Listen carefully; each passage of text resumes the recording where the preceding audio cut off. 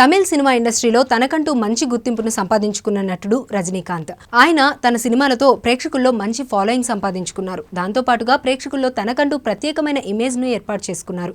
ఇక కమల్ హాసన్ రజనీకాంత్ కంటే ముందే ఇండస్ట్రీకి ఎంట్రీ ఇచ్చినప్పటికీ రజనీకాంత్ మాత్రం కమల్ హాసన్ స్టార్డమ్ ను దాటుకొని సూపర్ స్టార్ గా ఎదిగాడు.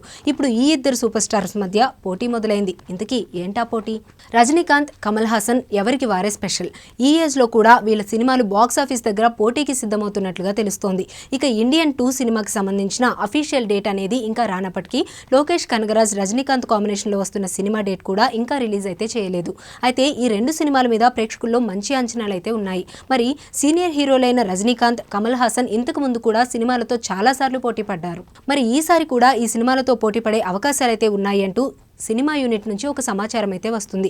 మరి దీనికి తగ్గట్టుగానే వాళ్ళు ఒకేసారి వాళ్ళ సినిమాలు రిలీజ్ అయితే ఏ సినిమా ఎక్కువ విజయాన్ని సాధిస్తుంది అనేది కూడా తెలియాల్సి ఉంది.